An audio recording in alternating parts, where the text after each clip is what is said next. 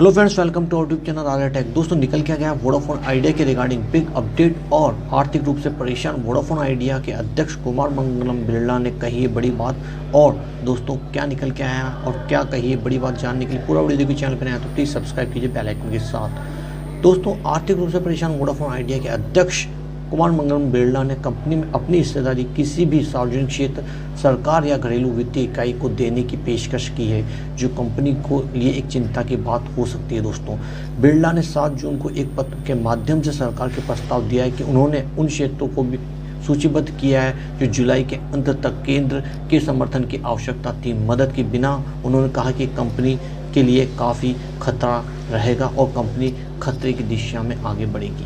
दोस्तों, वीआई से जुड़े 27 करोड़ भारतीयों के प्रति मेरी एक कर्तव्य है, मेरी एक भावना है और मैं कंपनी में अपनी हिस्सेदारी किसी भी इकाई, सार्वजनिक क्षेत्र, सरकार, घरेलू वित्तीय इकाई या किसी अन्य को सौंपने के लिए तैयार हूँ जिस पर सरकार विचार कर सकती है। कंपनी को एक चिंता के रूप में रखने की योग्य बिरला के पत्र में बिरला ने क्लियर कहा है। दोस्तों, उन्होंने कहा है, मुझे और मेरी टीम को कंपनी को बचाने के लिए सभी संभावित विकल्पों और समाधानों का तत्काल पता लगाने के लिए, सरकार के साथ काम करने के लिए और हमारे निजी हित पर विचार किए बिना राष्ट्रीय हित में इसे मजबूत करने में मुझे खुशी होगी। दोस्तों, कैबिनेट सचिव राजीव गौबा को संबोधित पत्र में एजीआर और दोस्तों स्पेक्ट्रम भुगतान और दोस्तों काफ़ी कुछ मैटर जो चल रहे हैं उस पे और सबसे महत्वपूर्ण सेवाओं की लागत से ऊपर एक मंजिल मूल्य निर्धारण शासन के क्षेत्रों में सरकार का समर्थन मांगा है। बिरला के पत्र में लिखा है, इस संबंध में निश्चित कदमों के अभाव में संभावित निवेशकों को निवेश करने में हिचकिचाहट होगी, यानी कि नया निवेश नहीं आएगा। दोस्तों, विश्लेषकों ने कहा है कि बिरला का पत्र 7 जून को लिखा गया था और तब से कुछ ऐसा घटनाक्रम हुआ है जहां सरकार ज़्यादा कुछ करने की स्थिति में नहीं है।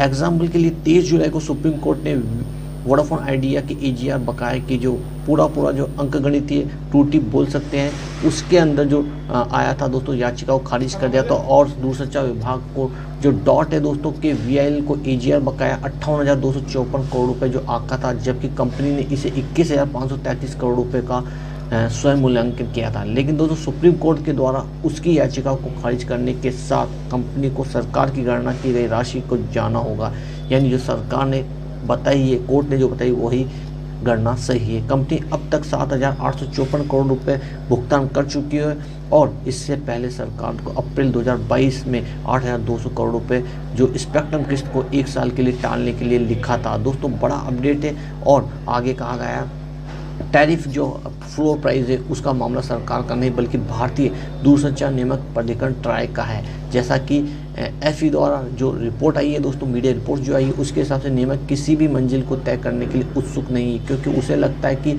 उसके कार्टेलाइजेशन के आधार पर भारतीय प्रतिस्पर्धा आयोग सीसीआई की आपत्तियां हो सकती है। सरकार के पास अस्थगित स्पेक्ट्रम किस्तों के भुगतान में विस्तार और लाइसेंस शुल्क और स्पेक्ट्रम उपयोग शुल्क में कमी की पेशकश करने का एकमात्र विकल्प है।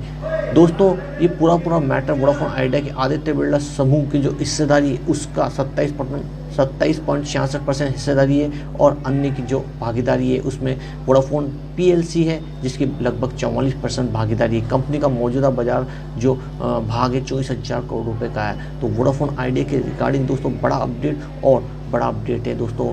कुमार मंगलम बिरला के द्वारा जो कही गई बात वो अपना हिस्सा भी दोस्तों सरकार को दे सकते हैं। तो बड़ा अपडेट और बड़ी घोषणा आने वाले टाइम में देखते हैं क्या निकल के आता है इसके रिगार्डिंग। और बिग अपडेट क्या और कहाँ जाएगी दोस्तों वोडाफोन आइडिया, आने वाले टाइम में पता लगेगा। चैनल के नहीं आए हैं तो दोस्तों कीजिए सब्सक्राइब बेल आइकन के साथ, जिससे आपको ऐसे इंटरेस्टिंग वीडियो मिले लगातार और बिना रुकावट के। दोस्तों, मिलूंगा नेक्स्ट वीडियो में, तब तक के लिए जय हिंद, वंदे मातरम।